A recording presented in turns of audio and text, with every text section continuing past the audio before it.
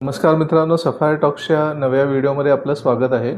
या व्हिडिओमध्ये आपण भारत अमेरिका संबंध आणि विशेषतः भारत अमेरिका व्यापारी संबंध, भारत अमेरिका टॅरिफ आणि भारत अमेरिकेची होणारी ट्रेड डील या विषयांवर चर्चा करणार आहोत। 20 जानेवारी 2025ला जेव्हा अमेरिकेचे राष्ट्रपती श्री डोनाल्ड ट्रम्प यांचा दुसऱ्यांदा शपथविधी झाला, तेव्हा सर्वांचा असा विश्वास होता की अमेरिका आणि भारत या दोन्ही देशांमधला व्यापार द्रुतगतीने पुढे जाईल। 2024मध्ये अमेरिका आणि भारत यांच्यातला व्यापार $130 बिलियन होता। यापैकी $80 बिलियन भारत अमेरिकेला निर्यात करायचा आणि अमेरिकेकडून $50 बिलियन ऐवज भारत आयात करायचा। सर्वांचीच अशी अपेक्षा होती की 2030पर्यंत हाच व्यापार दरवर्षी कमीत कमी $500 बिलियन पर्यंत जाऊन पोचेल। या पार्श्वभूमीवर एप्रिल ते ऑगस्ट 2025मध्ये अमेरिकेचे आणि भारताचे ट्रेड रिप्रेझेंटेटिव्ह किमान 5 वेळा भेटले, परंतु या 5 बैठकांचा हवा तसा निष्कर्ष काही निघाला नाही। कदाचित ह्यातून उत्पन्न होणाऱ्या वैफल्याने अमेरिकेने 6 ऑगस्ट 2025ला भारतावर 25% रेसिप्रोकल टॅरिफ लावले। हे रेसिप्रोकल टॅरिफ पाकिस्तान आणि बांगलादेशवर लावलेल्या रेसिप्रोकल टॅरिफपेक्षा बरेच जास्त होते। अमेरिकेने त्यावेळेला पाकिस्तानवर 19% रेसिप्रोकल टॅरिफ लावले होते आणि बांगलादेशवर 20% रेसिप्रोकल टॅरिफ लावले होते।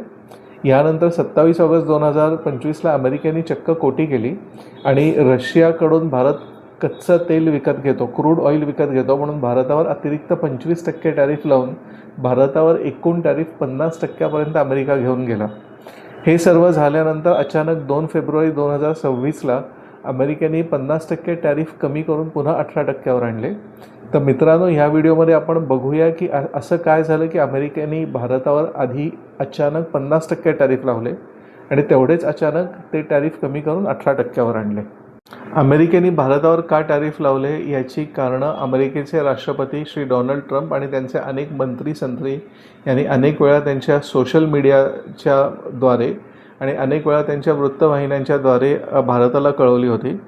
त्यातलं एक कारण म्हणजे भारत आणि अमेरिकेमध्ये असलेल्या व्यापारामध्ये असमतोल। भारत अमेरिकेला 2024मध्ये $80 बिलियन निर्यात करायचा, परंतु अमेरिकेकडनं $50 बिलियन आयात करायचा। अमेरिकेची इच्छा होती की ह्या व्यापारामध्ये एक समतोल गाठला पाहिजे, जेणेकरून जेवढी निर्यात भारत करेल तेवढी आयात पण भारताने अमेरिकेकडून केली पाहिजे। ह्यानंतर अमेरिकेची अशी पण इच्छा होती की भारताने अमेरिकी शेती उत्पादनांना पूर्णपणे सहज भारतामध्ये प्रवेश दिला पाहिजे। यासाठी भारत तयार नव्हता। याचे महत्त्वाचे कारण असे होते की भारताचे शेतकरी जे आहेत, भारतातले शेतकरी जे आहेत ते छोटे व मध्यम शेतकरी आहेत आणि अमेरिकेतले शेतकरी हे बलाढ्य मोठ्या जमिनी ठेवणारे शेतकरी आहेत।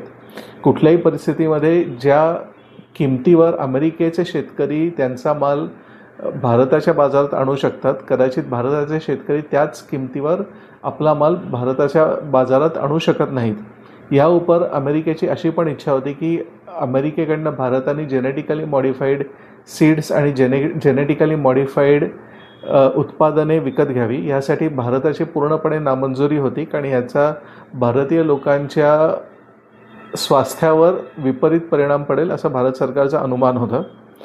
अमेरिकेला अजून पण अशी इच्छा होती की जे फार्मास्युटिकल, इलेक्ट्रॉनिक्स, बँकिंग, इन्शुरन्स सेक्टर्समध्ये जे भारताने नॉन टॅरिफ बॅरियर्स उभे केले होते, जसे की फार्मास्युटिकल सेक्टरमध्ये भारताने आपले जेनेरिक ड्रग्जला संरक्षण दिले आहे। इलेक्ट्रॉनिक्स, बँकिंग आणि इन्शुरन्समध्ये भारत एक ठराविक मर्यादेच्या पलीकडे परदेशी गुंतवणूक येऊ देत नाही। तर हे सर्व नॉन टॅरिफ बॅरियर भारताने काढून टाकावे आणि शेवटी म्हणजे रशियाकडनं जे कच्चे तेल भारत विकत घेतो ते संपुष्टात आणावे। या सर्व अमेरिकेच्या मागण्या जोवर पूर्ण होत नाहीत तोवर अमेरिकेने भारताला खुणावले होते की हे 50% टॅरिफ कमी होणार नाहीत। 2 फेब्रुवारी 2026ला मग असं काय घडलं की अमेरिकेने अचानक भारतावर लावलेले 50% टॅरिफ कमी करून 18%वर आणले। ह्यासाठी आपण अमेरिकेचे राष्ट्रपती श्री डोनाल्ड ट्रम्प यांनी ट्रुथ सोशल मीडियावर दिलेली पोस्ट बघूयात। या पोस्टमध्ये अमेरिकेच्या राष्ट्रपतींनी सांगितले होते की भारताने अमेरिकेला आश्वासन दिले आहे की रशियाकडनं जे कच्चं तेल भारत विकत घेतो ते आता भारत बंद करेल आणि ह्याला प्रतिसाद म्हणून श्री ट्रम्प यांनी सांगितले की आम्ही भारतावर लावलेले 50% टॅरिफ कमी करून 18%वर आणलेले आहेत। ह्या उपर असं पण या पोस्टमध्ये नमूद केलं होतं की दोन्ही देश मिळून जे नॉन टॅरिफ बॅरियर आहेत हे नॉन टॅरिफ बॅरियर कमी करायचा पूर्ण प्रयत्न करतील आणि दोन्ही देशांमधला व्यापार सुलभ आणि सरळ होईल याचा पूर्ण प्रयत्न करतील. ह्या उपर अमेरिकेच्या राष्ट्रपतींनी असंही नमूद केलेलं आहे की भारत येणाऱ्या काही वर्षांमध्ये अमेरिकेकडून एनर्जी, कोल, टेक्नॉलॉजी इत्यादी हे कमीत कमी $500 बिलियन पर्यंत खरेदी करेल. आणि शेवटी श्री ट्रम्प यांनी त्यांची पंतप्रधान मोदींबरोबर असलेली विशेष मैत्री आणि भारताप्रती असलेला विशेष सन्मान हे पण टॅरिफ कमी करण्यामागचं एक कारण सांगितले आहे. हे सर्व किती खरं असलं मित्रांनो तरी एक सर्वात महत्त्वाचं कारण हे पण आहे की जेव्हा भारताने युरोपियन युनियनबरोबर ट्रेड डील केली तेव्हा अमेरिकेला एक फिअर ऑफ मिसिंग आउट, ज्याला आपण फोमो म्हणतो, असा भाव अमेरिकेमध्ये उत्पन्न झाला. अमेरिकेला हे लक्षात आले की समजा अमेरिकेने भारतावर ट्रेड डील केली नाही अथवा भारतावर 50% टॅरिफ ठेवले तरी काही भारत त्यांच्यासमोर झुकणार नाही आणि भारत आपली जी सिच्युएशन आहे ती ह्या ना त्या मार्गाने जरूर मॅनेज करायची क्षमता ठेवतो. भारत अमेरिकेला ॲपॅरल्स म्हणजे कपडे, टेक्स्टाईल्स, जेम्स, ज्वेलरी इत्यादी गोष्टींची निर्यात करतो. यासाठी भारत पाकिस्तान, बांगलादेश, व्हिएटनाम इत्यादी देशांची स्पर्धा करतो. आता 2 फेब्रुवारी 2026 नंतर भारतावर लावलेले 18% टॅरिफ हे बांगलादेश, पाकिस्तान आणि व्हिएटनामपेक्षाही कमी आहेत. त्यामुळे निश्चितच भारतीय एक्सपोर्टर्सना या कमी झालेल्या टॅरिफचा भरपूर फायदा घेता येईल, जेणेकरून भारताचे एक्सपोर्ट जे 6 महिन्यापूर्वी होते कमीत कमी तेवढ्या स्थितीपर्यंत तरी आपल्या एक्सपोर्टर्सना घेऊन जाता येतील. 2 फेब्रुवारी 2026ला अमेरिकेने भारतावर लावलेले 50% टॅरिफ कमी करून 18%वर आणलेले आहेत. परंतु अजूनही दोन्ही देशांमध्ये ट्रेड ॲग्रीमेंट म्हणजे व्यापार समझोता अजून काही झालेला नाही आहे. भारत आणि अमेरिका यांच्यातल्या मैत्रीची खरी परीक्षा तेव्हा होईल जेव्हा दोन्ही पक्षांचे ट्रेड निगोशिएटर्स ही ट्रेड अग्रीमेंट करण्यासाठी पुन्हा एकदा बैठकीसाठी एकत्र येतील.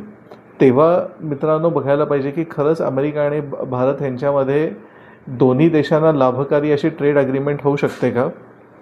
खरोखरच अशी ट्रेड अग्रीमेंट होऊ शकली तर आपण निश्चितच म्हणू शकतो की अमेरिका आणि भारत हे दोन्ही देश जिओ इकॉनॉमिकली अलाइन झालेले आहेत आणि कदाचित याचं पुढचं पाऊल असंही असू शकतं की हे दोन्ही देश जिओ स्ट्रॅटेजिकली आणि जिओ पॉलिटिकली सुद्धा एकमेकाबरोबर काम करतील. हा व्हिडिओ मित्रांनो इथेच थांबूया. आमचा व्हिडिओ तुम्हाला आवडला असेल तर जरूर ह्या व्हिडिओला लाईक करा, चॅनलला सबस्क्राईब करा. तोपर्यंत तुमचा निरोप घेतो. जय हिंद, जय महाराष्ट्र, वंदे मातरम.